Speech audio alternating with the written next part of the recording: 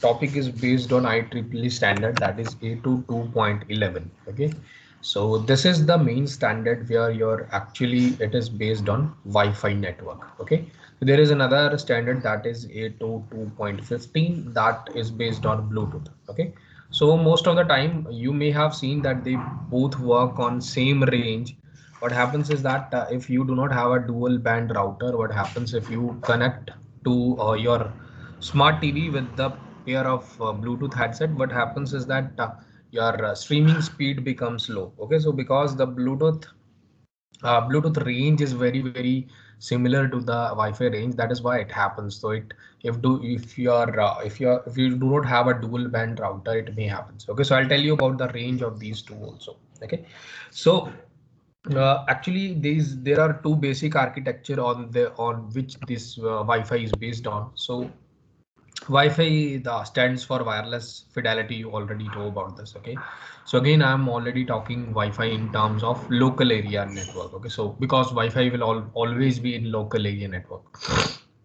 Okay, so Wi-Fi compatible devices, VLAN, it's also called as, and it has a certificate standard that is 802.11 and something called access point. So that is main thing here. Okay, so access point is a wireless LAN base station that can connect one or many wireless devices simultaneously to the internet. Okay, so access point is your main part.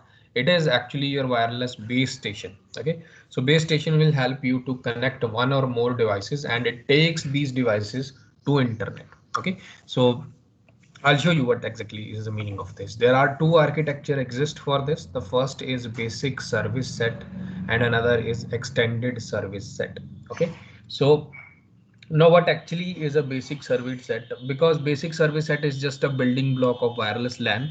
It is made up of stationary and mobile wireless station and optional central base station. Okay, so this in this basic service set something called access point. So every again there are in this basic service set it is also divided into two parts.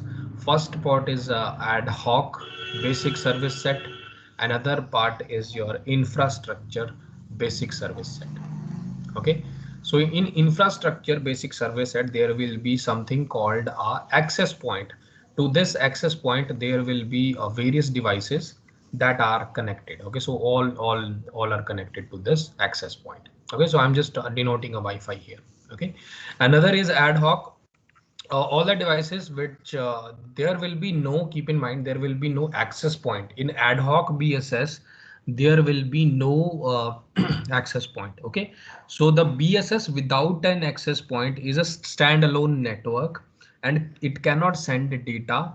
It cannot send data to other basic BSS. Keep that in mind. Okay, so this particular is ad hoc architecture. Ad hoc architecture, there is no access point and you cannot send data to and from the devices. But in infrastructure BSS there is access point, so you can send the data to and from the devices. Okay, so keep in mind. Now extended service set is nothing, it is made up of two or more basic service set. I'll just write you the definition. Okay, so BSS is a basic building block of VLAN. It is made up of wireless mobile station and an optional central station called access point. Okay, so if it has an access point, it will mainly be referred to as a independent or infrastructure network. I'll tell you. So station can form a network without an AP and can agree to be a part of basic service station. Okay, so a basic service station without an access point cannot send data to other basic service set and defines a standalone network. Okay, so if there is no access point, you cannot send the data, it is already there. Okay, so it is also called ad hoc or independent BSS. So there are two types of uh, architecture inside a basic service set. First is your ad hoc. In ad hoc there will be no access point.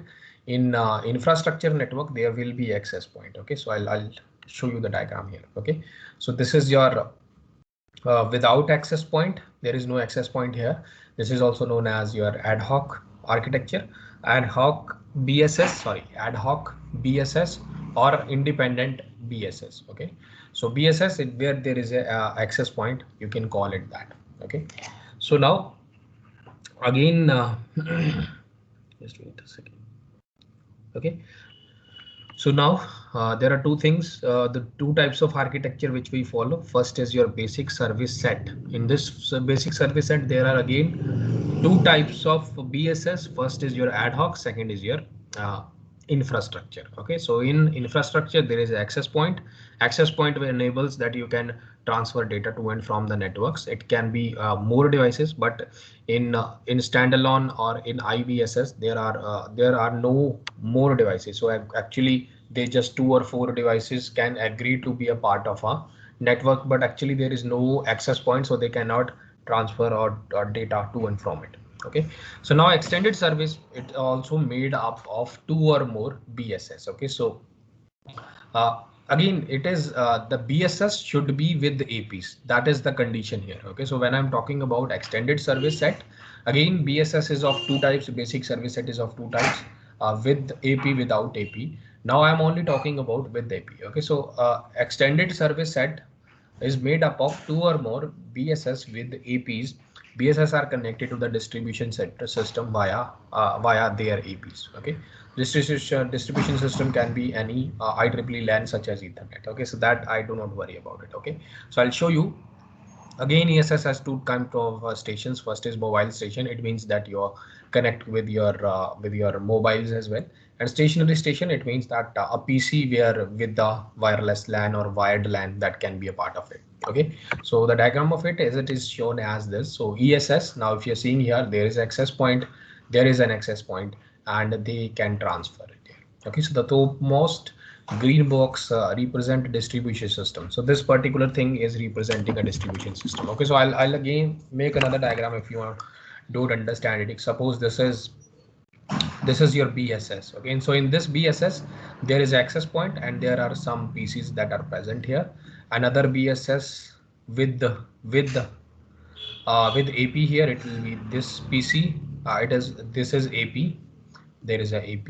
There is a AP. Something like that. Okay, so you can extend another BSS, and then there is a AP here, and there are many PCs that are connected. Okay, so I can say that there is something called a distribution system. Okay, so every BSS will be connected to this green rectangle that is referred to as a distribution system, and this distribution system is directly connected to a server or any gateway if you. Okay, so it will be connected or directly connected to a server. Okay, so that is why it says that it can take you to internet. Okay, so we are connecting these devices to BSS, and BSS there are many access points within a BSS. This is access point, and if your device is this, it is connected directly to the distribution system, and that distribution system is directly connected to the server. So it means you can get on internet if you are connected to a access point inside a BSS. Okay, so this is the basic terms of wireless LAN or your Wi-Fi. Now understand this one. So what is actually it is made up of? Because I will only talk about the MAC frame. Okay, so there are another many IEEE 802.1 standards there.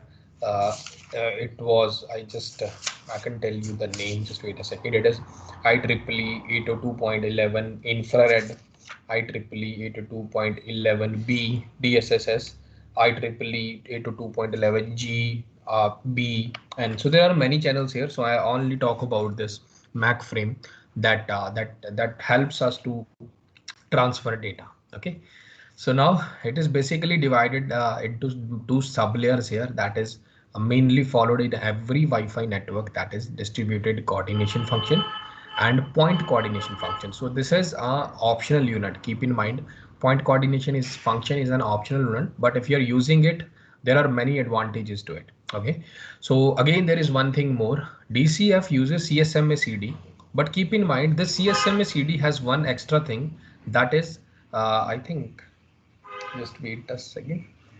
Okay, DCF, that is distributed coordination function, uses CSMA CD as an access method. Okay, so this is an access method that is used inside it. As wireless LAN can't be implement as wireless LAN can implement CSMA CD, it only offers asynchronous services. I'll tell you about it.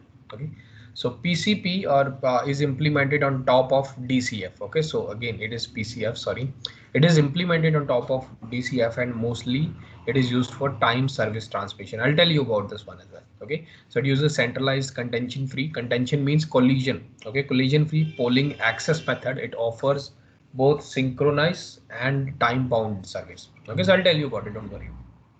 Okay, so now in I will talk about distributive coordination system. Okay, so it's very simple. There is a direct technique here. So the basic technique of DCF is discussed as well. Okay, so all the terms that we have seen that are back of time slots, back of timer, everything will be the same here. Okay, so the new terms that will be included here is CTS, RTS, DIFS, and SIFS. Okay, so I'll tell you about it. Okay, so understand this. I think we have a diagram also. So just wait for a second. Just read the steps here. So when a station has a frame to transmit, suppose any station wants to transmit a data. So I'll just take an example like this. This particular station A and B. I'm talking about that A wants to send any data to B. Okay. So it waits for a random back of time. So if there is a collision, it will wait for it. You already know. The random back of time is defined by the contention window or your collision window having a random number of time slots. So this kind of thing we have already done it in CSMA CD. Okay. So the back of time is given by this particular condition. So this is a random time slot will be given to you. So this number is randomly generated and it is multiplied by it. After that, wherever you got the time slot, so time slot is like this. It is divided into many parts and randomly there is a number, and when you multiply this number, you will get some time slot. Okay, so it will be 3, 4, 5, anything. Okay. So now suppose you got this time slot. Okay, so here the function generates a random number and it is the time period for one slot. Okay, so if the station senses that a channel is busy during the contention period, it pauses the timer. It pauses its timer till the channel is clear. Okay, so this is the advantage of it. Okay, so if it is senses that the channel is busy, it waits for it because it is basically CSMA CD, so it will sense the carrier before sending the data. It is following the same principle here. Okay, so at the end of a back of timer, so we have to wait for a random amount of time that is set by back of timer. If the channel is clear, again it will sense it. After it will saying that it is clear, the station will wait for a amount that is equal to DIFS. Okay, so if your carrier is busy, it will wait for DIFS amount of time. Okay, so it is distributed interframe space. So that is main thing that comes here. Okay, so at the end of the backup period, suppose what actually it is, you are connected to a wire. If it is connected in the wire, suppose it is connected in the wire, what happens, it sends the carrier and it finds the carrier is busy, it will wait for random amount of time. Okay, so that time is called here DIFS. Actually the time is decided by your back of time. Again, if you're seeing here at the end of the back of period, if the channel is clear, now it is the main term here. Okay, so at the end of the back of period, now you have given a random back of time to wait and then again check the carrier. Okay, so if that channel is clear, the station will wait for an amount of time that is equal to DIFS. Okay, so if the station is still, if the carrier is still free, the station will still wait for some time, that is called your distributed interframe space, and then sends the channel again. Okay, so it is just to be double sure that actually that suppose that I have sensed the data here 1 second. Okay, so the data will be here. Okay, so after 2 or 3 seconds the data will arrive here, then I know that the carrier is not busy here. Okay, so at that time I will know at 3 or 4, after 4 seconds the this stream will be covered with the data. So if I again check it, I will know that this particular channel is busy. Okay, so again, rather than in the previous one, we are directly after the random back of timer, we directly sense this particular channel. If it was busy, I'll after sensing it, if it is free, I will send it and there will be a collision. But here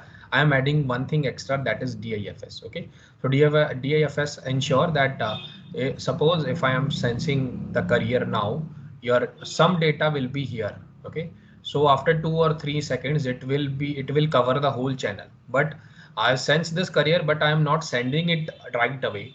I am wait for something time called DIFS here. Okay, so after DIFS, this will be covered. Again, I will sense the carrier, it will be busy. So I will know that I do not want to send. Okay, so one thing is added here. Okay, so now this is when you again sense the carrier, you will wait for DFS and then you will send a request. Okay, so this is RTS. Okay, so if a channel is still clear after DIFS, if the channel is still clear, the station will send transmit this request to send frame. Okay, so this is a frame that is sent to B saying that I want to send a data to you, please allow me. Okay, so this C will again wait for, I think it is not waiting here, it should wait for SIFS, but here it is not waiting. Okay, so I think the destination statement responds using a CTS, that is clear to send frame, if it is available. Okay, so it will say that if the destination station is available. Okay, so actually it is written here, but actually what happens, I'll tell you the procedure. After the request to send, this particular station will wait for some time, that is called as SIFS. Okay, so SIFS is short interframe space. Okay, so it will wait for some time, that is SIFS, and it will again send the signal. If it is free, it will say that CTS, you are clear to send, you can send me any data. After that, it will again wait for CIFS, SIF here. Okay, so SIFS here, that is the time that is constant here, that is set. Okay, after that the data will be sent. Okay, so whatever is the data, that is clear to send. Okay, so now check it. The destination station respond using a CTS, clear to send frame. Actually in this particular condition, it is not written that it will wait for SIFS. Okay, so it is written here, but it is not written here. But actually if you follow any book, if you follow Frozen, you will find that after sending a request to send frame, it will wait for SIFS time. Okay, so this is a little bit correction here. Okay, so clear to send, after clear to send, then the transmitting station sends the data frame. After the frame are sent, the transmission station waits for time equal to SIFS. So when it sends the data, it will wait for SIFS for the acknowledgement. Okay, so at the end of this transmission process, the station will again wait for the the same process will go on further. Okay, so if you want to look at it, it will look like this. Okay, so it will wait for DIFS again. In the diagram you will see it will wait for DIFS and then it will send request to send. After that from the receiver station, it will wait for SIFS. If you're seeing here, it is waiting for SIFS and then it is saying clear to send, you are clear to send. After that the from the receiver side, after that they are directly sending the data. Okay, so this is how it goes on and on. After the acknowledgement, it is the process. Okay, so again, if I just write it like this, you will understand it clearly. It A will wait for DIFS, then it will send the data. This is RTS. It will wait for SIFS time from this particular diagram, and it will again send the data at saying you are clear to send. Okay, so CTS, clear to send, and again this station A will wait for SIFS, and it will send the data, whatever is the data. Okay, so if the data, it will continuously send the data. After that, the receiver station will wait for again SIFS. Again, it will wait for SIFS, this one, and it will send back the acknowledgement. Okay, so this is your whole process that I'm talking about here. Okay, so this is your whole process that is that is given in this particular diagram here. Okay, so you can understand this diagram as this, or you can refer to this diagram, that is also correct. Okay, so in the similar way, there is something called this is a good feature of what I'm talking about is DCF. Okay, distributed coordination function. This is one feature that is referred to as network allocation vector. Okay, so this is a very good feature. Okay, so as an alternative to carrier sensing, the NAV, the nav allocation, network allocation vector allows, it is used to inform other nodes how long the current node will need the channel. Okay, so that is very important. Okay, so it will directly inform other channels that I will need, because a particular station, suppose in this particular case, A was sending something to B. Okay. So when it is sending something to B, it is this A will inform other station A, B, C, D, E, F. There will be other stations also, that I will need this particular channel that I'm sending to B. I will need this channel for a for n amount of time, so that others will not send the data at the same time when A is sending.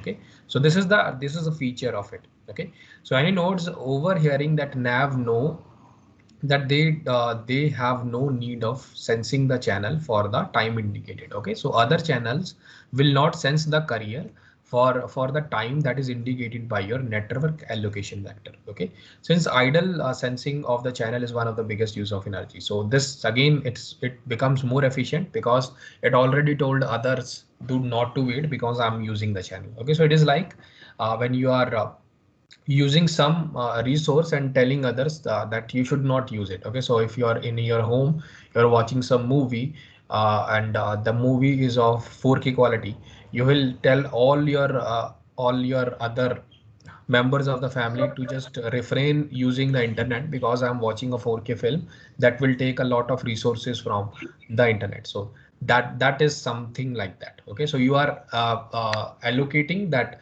I will be watching the movie for 1 hour. During that 1 hour, nobody should use the internet. Okay, so that is something like this. Okay, so that is the advantage of it.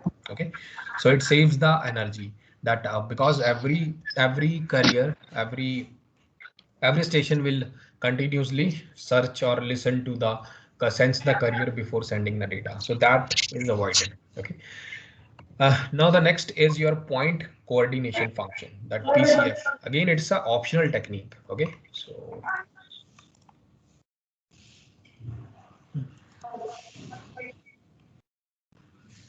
again, it's an optional technique. PCF function is an optional technique that is used to prevent collisions. Okay, so in 802.11 VLAN based standard including Wi-Fi. Okay, so it is a medium access control and max sublayer technique used in where CSMA-CD is used. Okay, so PCF is additionally, along with the mandatory distribution of DCF, it is used in centralized control system and is present in the access point of the wireless LAN. And AP is generally a wireless router that coordinates network communication. Okay, so you can read about it. Okay, so one feature of this is, yeah, you can read about the features. I'll just go with the procedure that how actually it is implemented here. Okay, wait for a second.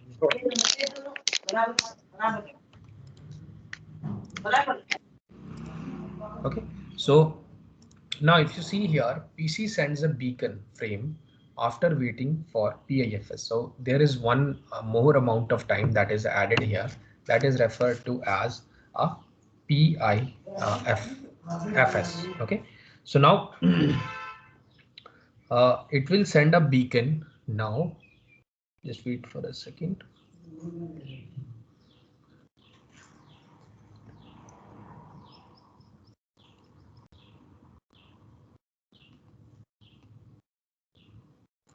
Okay, so what exactly is a beacon? So beacon is the repetition interval which is repeated continuously, starts with special control frame. So this beacon is a special control frame that is sent by any PC. Okay, so it is a special control frame that is sent after PIFS amount of time. The beacon frame reaches every station in the wireless network. Okay, so suppose a PC wants to send something and it will send this beacon to every other frame that every other device that is connected in the net. Okay, so if AP has a data, AP here is your access point. If AP has a data for a particular station, say station X, suppose there is a AP access point that has a data that to send to this station, it sends the data and a grant to station X. Okay, so it will send directly the data. Okay, so when station X gets a grant from the AP, if it has data frame for AP, transmit the data and acknowledge to the AP. So there is something called a AP here, so you can refer to it. Okay, so just wait for a second. I'll just make an example for it. Again, just read the whole procedure here. On receiving the data from X, the AP sends the acknowledgement. That is very simple. The AP then sends goes to the station wise. Okay, so I'll make an example. It will be more clear if I make an example here. Okay, so what I can you cannot see your do? screen. Hello, yes. I cannot see your screen. Are you sharing a screen? Yes, yes, the screen is, I think it is live there. Yes, sir. Now I can see it. Okay. So I think the procedure follows the same lines here. So first it will send the beacon frame after waiting for a PIFS. Keep that in mind. And then the beacon frame reaches every station in the wireless. Okay, so it is very simple. So if you want to send everything, you will send a control frame referred to as a beacon frame.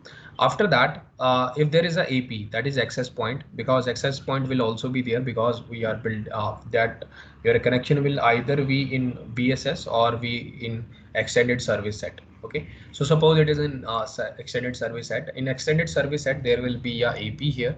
So if AP has a data for a particular station, suppose if there is a AP, it means this may be device. There are many devices that are connected to this AP.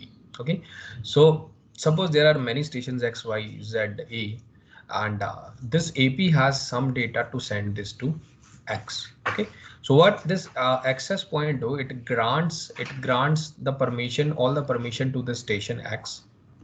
It sends the data and grant to station X. Okay, so everything it will send the data to X and it will grant some special permission to the station X. Okay, so now when station X gets the grant from the access point, if it has a particular data to send, it can easily send it. Okay, so if it has a data frame for AP, it transmits the data and acknowledge to the uh, AP here. So first, because AP has sent some data to this X station, it will give back the acknowledgement that I have received the data, and it will send its own data. If it has any amount of data, it will send its own data to this access point. Okay, so on receiving data from station X, the AP will again send the acknowledgement back to the station that I have received your data as well.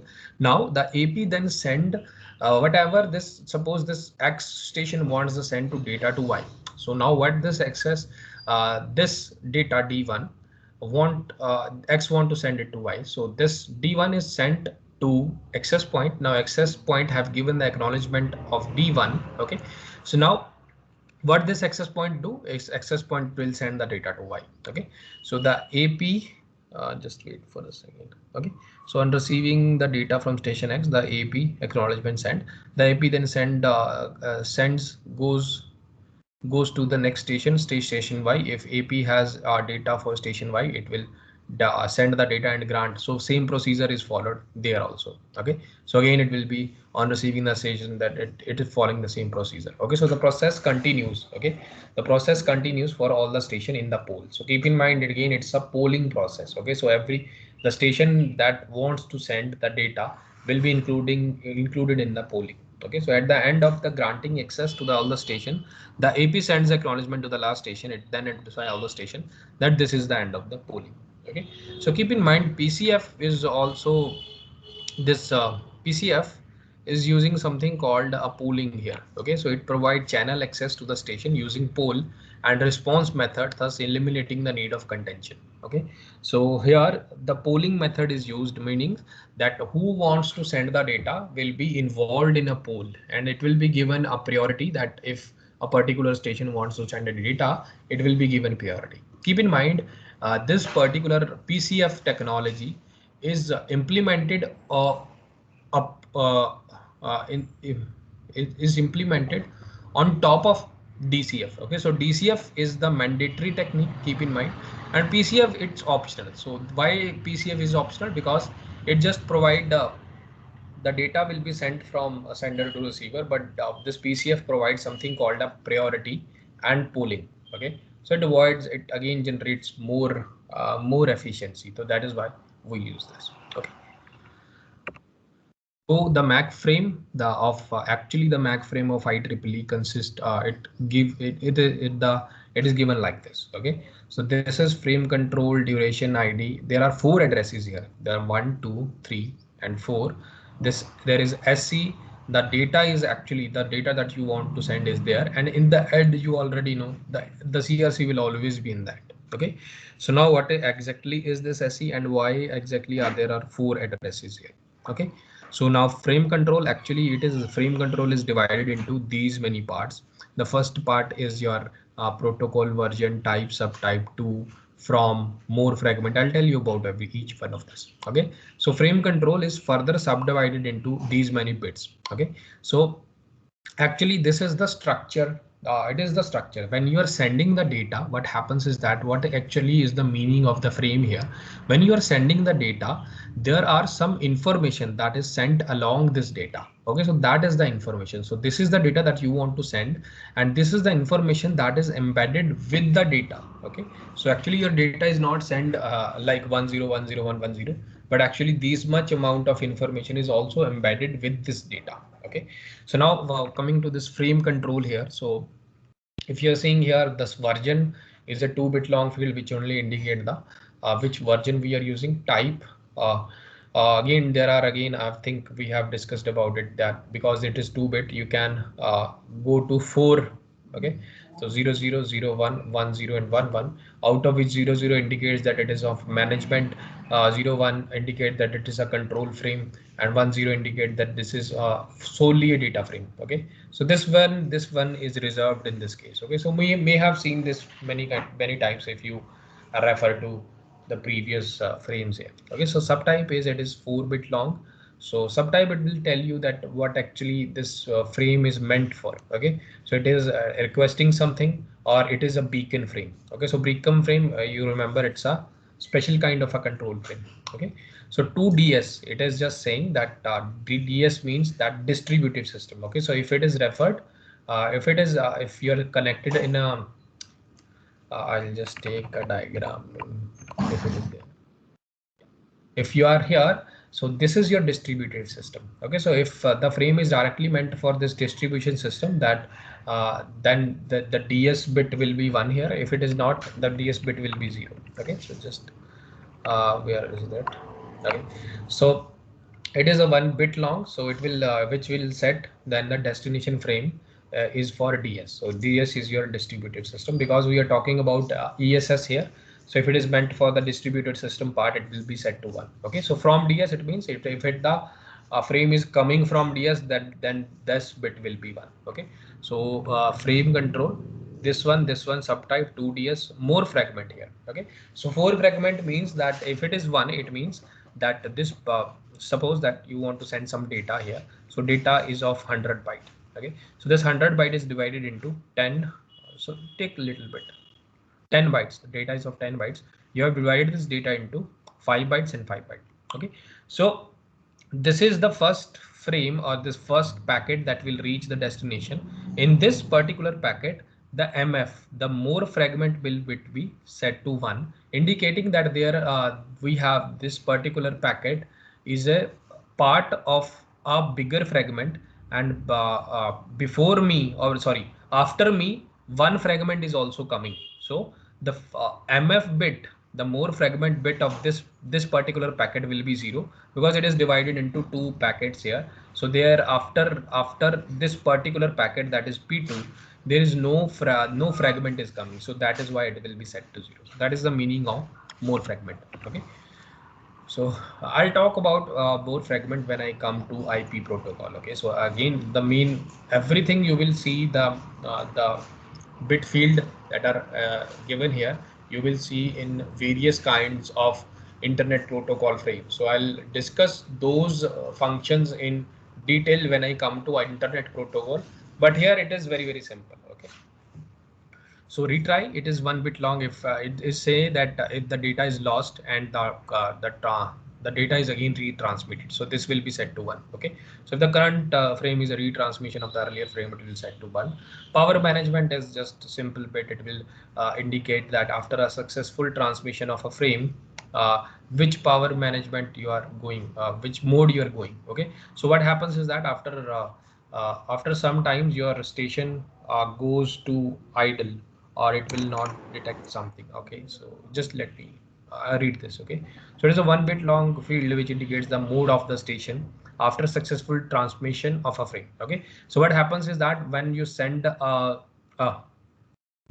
something to the station, if this station has zero, it will send the acknowledgement back, and this station has achieved the packet one successfully. Okay, so now if this particular bit that you have sent the packet, if it is set to 1, it means that the station will goes into a power saving mode. So it means that this station, if will go into power save mode, it means it is not accepting any packet. Okay, so if it is set to 0, it means that it is always staying active. Okay, so that particularly this bit indicate this particular part. Okay, more data, it is again one and the same thing. It is just indicating more data is coming after me. Okay, so it is a one bit field which indicates the receiver that sender has more data to send than the current frame. Okay, so this more data, if bit is 1, it will say that more data, the sender want to send more data separate from the current frame.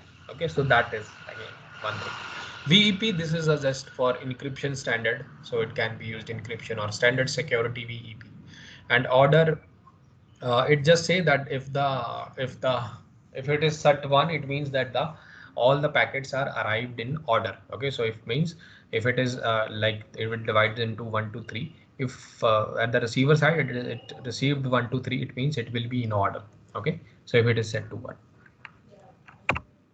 Another thing, now we come to the second part, that is your duration ID. Okay, so duration ID is nothing, it is just a 4-byte long field which contains the value indicating the period of time. Okay, so in which the medium is occupied. Okay, so it is talking about the channel, how long the channel is occupied. Okay, so it's as simple as that. The it is given in microseconds. Okay, keep in mind microsecond I think is 10 raised to power minus 6 seconds. Okay, so millisecond is 10 raised to power minus 3, microsecond is 6, and nanosecond is 9 minus 9. Okay, so addresses, there are 4 addresses here. These are 6-byte long field which contains standard IEEE MAC addresses. Okay, so again keep in mind that it is 6-byte long field. That is why it means 48 bits here. Okay, so the meaning of each address depends upon the TS bit in the frame control bit. Okay, so every address that is written here, because if you are seeing here in the Wi-Fi standard, there is one access point,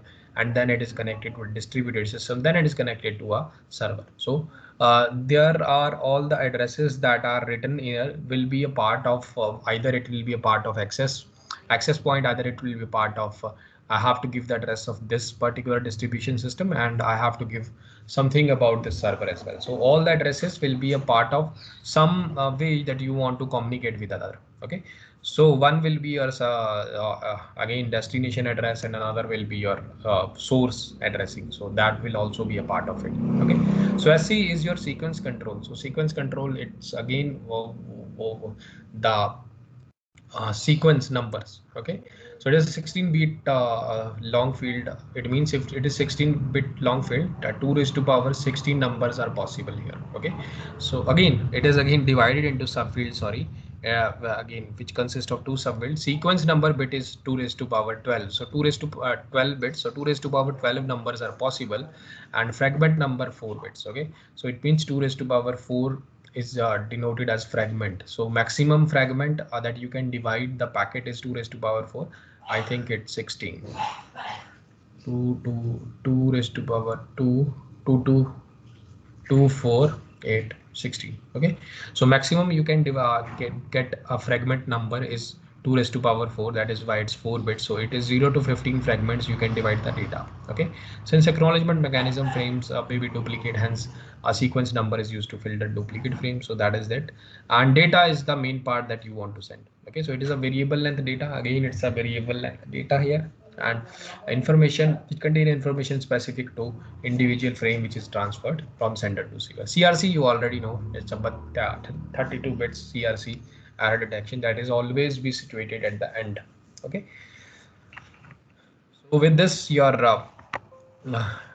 internet your Wi-Fi is finished. Okay, so if you want little more information, you can go and find it on internet, but if you want a little bit of more information, I think I have covered all the parts, main parts. I have covered it all, But still, if you want to if you want the information like what is IEEE standard, IEEE BGN. Okay, so there are three different standards of IEEE, and there is another different standard, IEEE 802.11 infrared, and IEEE 802.11 DSSS, IEEE 802.11 FHSS, that is frequency hopping spread spectrum. Okay, so again, every function will be same, only the what how do I say that the frequency is changing. Okay, so if I am talking about IEEE FHSS, it uses a frequency hopping spread spectrum, and it will follow a range from 2.4